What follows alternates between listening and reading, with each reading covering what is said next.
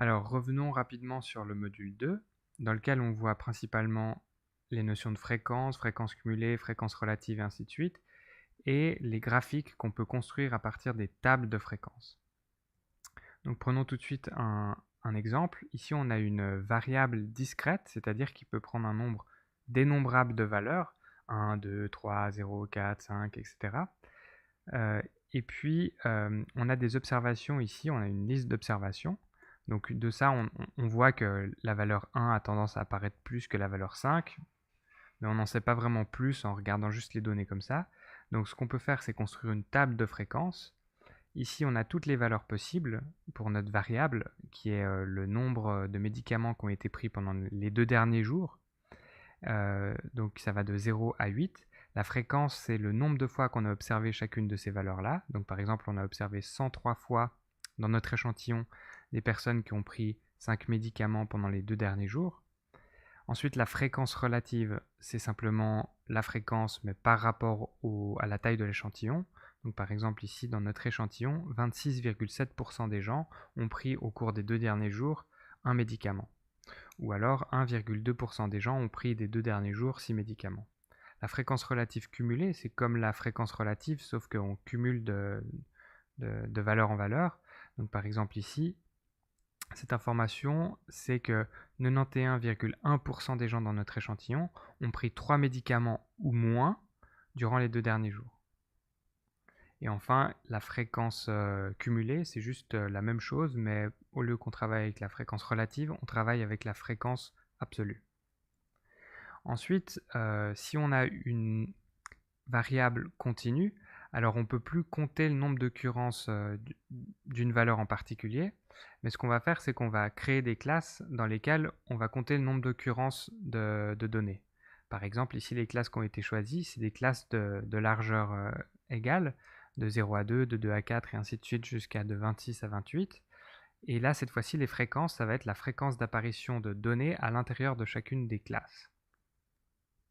Et là, on nous dit qu'il faut choisir un nombre raisonnable d'intervalles, dans le sens où, imaginez les cas extrêmes, si on prend un seul intervalle, alors on sait que toutes nos valeurs sont dans le seul intervalle qu'on a pris, par exemple de moins l'infini à plus l'infini, et ça nous fait une belle jambe. On sait juste que toutes nos valeurs sont de moins l'infini et plus l'infini. On n'extrait pas beaucoup d'informations de ça. Et puis l'autre extrême, c'est de prendre une infinité d'intervalles, par exemple un intervalle tous les, je sais pas moi, 0,0001. Alors ici également, on aura très peu d'informations parce qu'en fait, on aura la plupart des classes qui seront avec 0 observation et de temps en temps une classe qui sera avec une observation à l'intérieur.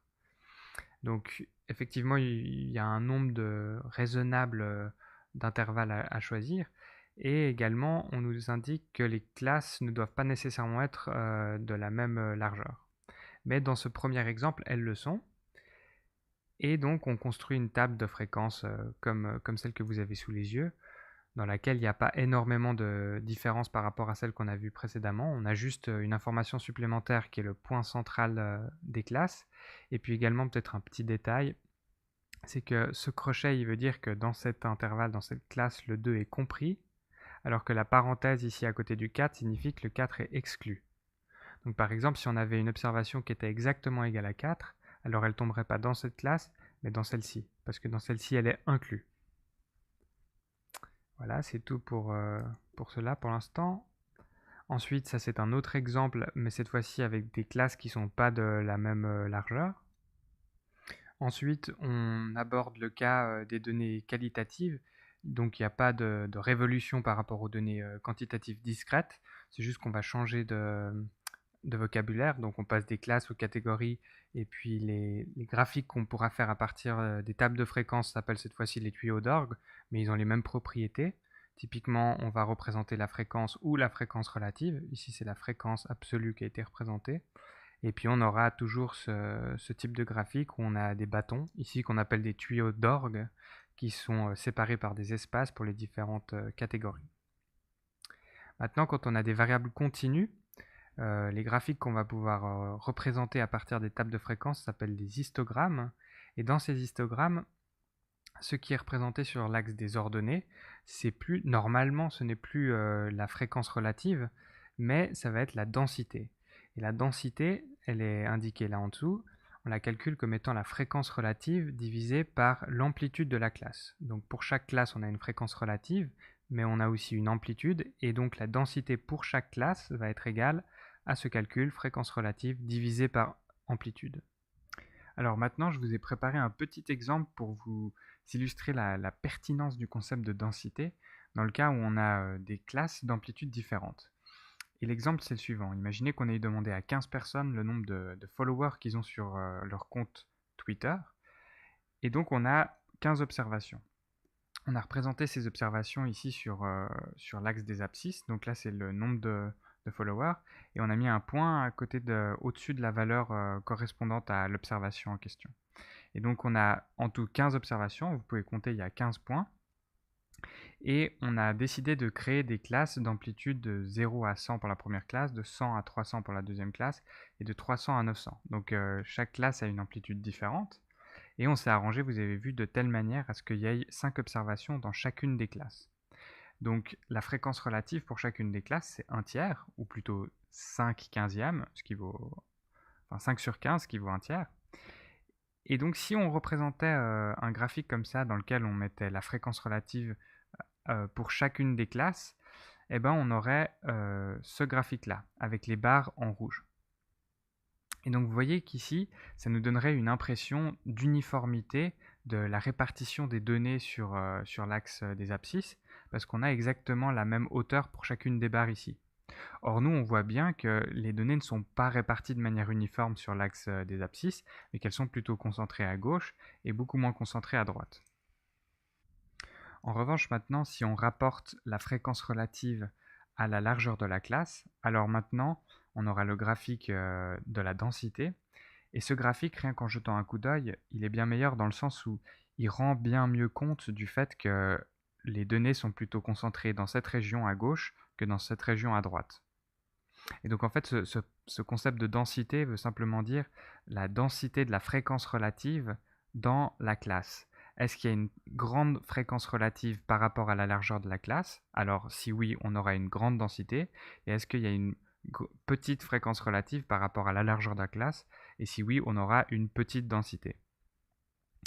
Et donc avec cet exemple, j'espère vous avoir convaincu de la pertinence du concept de densité. Et puis peut-être une chose à mentionner encore par rapport à ça, c'est que en fait, quand on représente les données comme ça sur l'axe des abscisses par des points, on est en train de construire un dot plot. Et de manière générale, le dot plot n'est pas optimal pour représenter le concept de densité.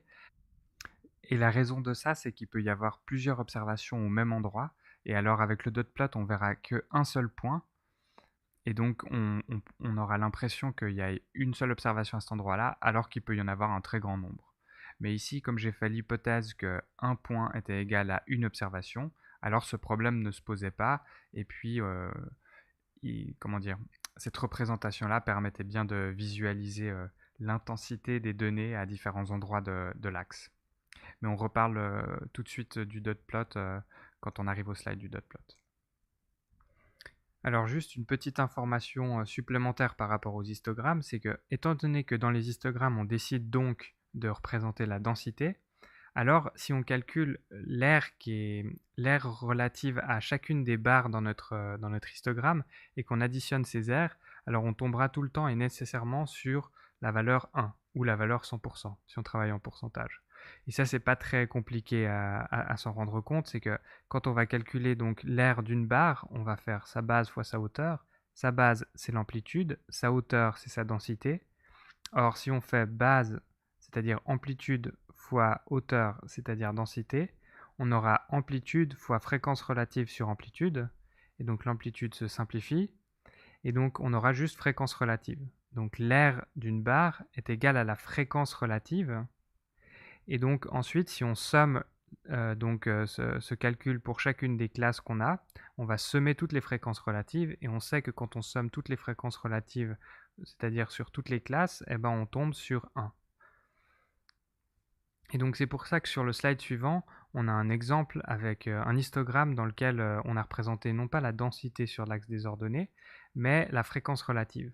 Alors ici, comme dans cet exemple-là, quand la largeur des classes est la même pour toutes les classes, C'est pas grave visuellement dans le sens où le l'allure du graphique est totalement respectée par rapport au graphique où on aurait la densité. Si on avait mis la densité sur cet axe-là, on aurait eu exactement la même allure pour le graphique, c'est juste qu'on aurait eu des hauteurs qui seraient différentes. Mais elles auraient été différentes, si vous voulez, toutes de la même manière pour chacune des barres. Alors du coup, visuellement, c'est pas grave. Par contre, d'un point de vue théorique, entre guillemets, c'est grave dans le sens où, du coup, l'air qu'on aura là en dessous ne sera plus égal à 1. Voilà, ici par exemple, dans cet exemple-là, étant donné que la largeur des classes c'est 2, on devrait tomber sur une aire non pas de 1 mais de 2. Ce qui est théoriquement faux, on ne peut pas avoir un histogramme avec une aire plus grande que 1, mais voilà. Et enfin, comme annoncé, le dernier graphique dont on va parler ici, c'est le dot plot. Alors lui, il est utile pour représenter l'étendue des variables continues. Il se construit simplement en mettant un point au-dessus de l'axe pour chacune des observations. Mais s'il y a plusieurs observations qui ont la même valeur, alors il va y avoir un seul point au-dessus de la valeur correspondante.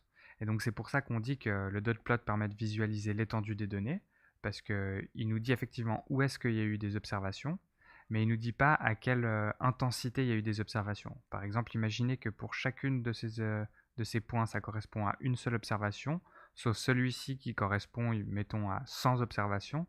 Alors, cette information ne nous est pas communiquée avec le dot plot, cette information du fait que ici, il y a seulement quelques observations, alors qu'ici, il y a un très grand nombre d'observations juste sur ce point-là. Alors, on pourrait imaginer des variantes, évidemment, pour représenter ça, par exemple de faire des tailles de points différents, et ainsi de suite, mais bon. Voilà, le dot plot permet essentiellement de visualiser l'étendue des données.